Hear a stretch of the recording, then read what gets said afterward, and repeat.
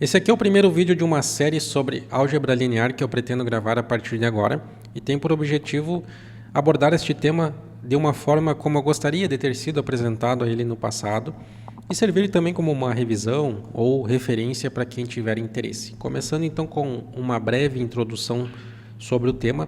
O que é álgebra linear? Ela é o ramo da matemática cujo objeto de estudo são os vetores, espaços vetoriais, transformações lineares e sistemas de equações lineares. Na verdade, todos esses elementos estão interrelacionados e a álgebra linear ela acontece de fato nos espaços vetoriais. Nós vamos definir mais para frente de uma forma matematicamente precisa o que são espaços vetoriais.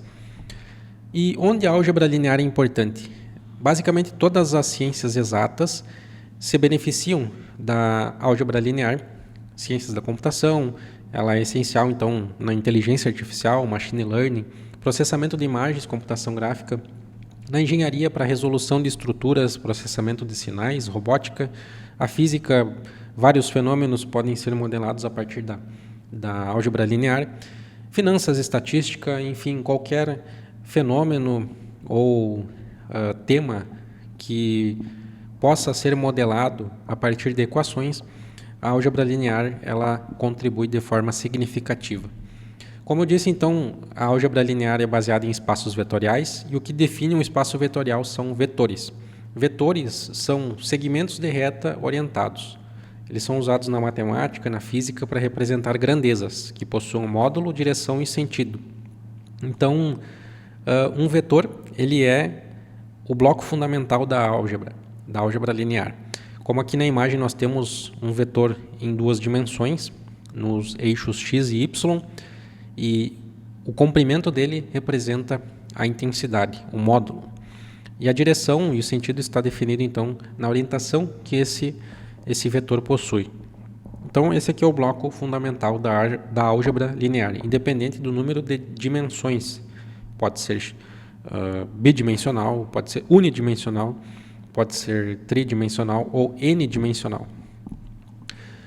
Já um sistema de equações lineares, esses sistemas são a forma na qual nós somos introduzidos à álgebra linear lá no ensino fundamental, médio, que são um conjunto de equações com várias incógnitas, e essas equações elas são interrelacionadas, e na medida em que nós conseguimos descobrir os valores dessas incógnitas, o sistema está satisfeito para estas igualdades, né?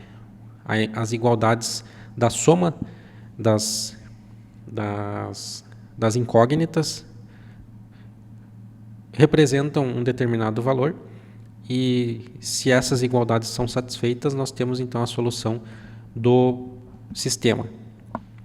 E a solução desse tipo de sistema de equação ela é bem elementar. Nós aqui, simplificando para duas equações e duas incógnitas, nós pegamos a primeira equação, isolamos uma das variáveis. Com essa variável isolada, nós realizamos uma substituição na segunda equação, encontramos o valor da segunda variável, da segunda incógnita. Com esse valor, nós substituímos na primeira equação e encontramos o valor da primeira incógnita. Então, esse processo de resolução ele pode ser, inclusive, levado para mais incógnitas, e é a base, inclusive, do método de resolução de sistemas de equações lineares. Já a forma geral de escrever um sistema de equação linear, nós podemos generalizar ele desta forma aqui, com um conjunto de coeficientes que vão multiplicar incógnitas, e é o somatório dessas combinações aqui geram termos constantes.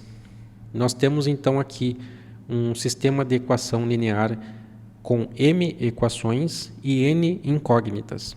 Então, as incógnitas podem ser, no caso tridimensional do espaço euclidiano, que é o espaço que nós estamos habituados, com comprimento, largura e altura. Pode ser o x, y e z, se for 3 dimensões, mas dessa forma geral, pode-se chegar a n dimensões, n componentes. Bom, os vetores, eles podem ser escritos então como uma combinação linear, como um somatório também de valores que multiplicam as componentes desse vetor para formar então a sua totalidade. Se nós pensarmos então num vetor tridimensional também, ele vai possuir três componentes. E essas componentes vão ter coeficientes que, quando multiplicados por cada uma dessas dimensões, cada uma dessas componentes, vai compor o vetor como um todo. E assim nós temos a totalidade do vetor baseado nessas componentes. E quando nós falamos componentes, nós estamos então adotando um sistema de coordenadas, né, um sistema de coordenadas ou uma base em termos matemáticos, que vão referenciar esse vetor no espaço. Essa aqui é a definição geral. Mais para frente nós vamos nos aprofundar um pouco mais a respeito dessa forma de representação. Mas uma outra forma de representar um sistema de equações lineares é através da forma matricial, que é um sistema muito útil, porque nós conseguimos fazer então uma representação para os coeficientes, uma outra para as incógnitas e outra para os termos constantes. Então nós temos uma matriz, que é uma relação de linhas e colunas que posicionam os coeficientes em um determinado local único para o qual ele está associado. E colocamos então as incógnitas na forma de um vetor coluna ou uma matriz coluna, e da mesma forma os termos constantes, que também formam um vetor. Dessa forma aqui, nós podemos dizer, e mais para frente nós vamos abordar este assunto, essa matriz mapeia o vetor x em um outro vetor b. Então, nós temos uma relação aqui de transformação linear. E isso vai ser abordado mais para frente. Na resolução de um sistema de equação linear, quando nós alcançamos uma solução, nós estamos então, se nós interpretarmos geometricamente esse sistema de equação linear, nós estamos encontrando a interseção dos elementos geométricos que representam cada uma das equações. Então, num espaço de 2 dimensões, nós falamos então de retas. Quando nós temos 2 retas, 2 equações, e essas equações elas possuem uma interseção, ali então está a solução daquele sistema de equações.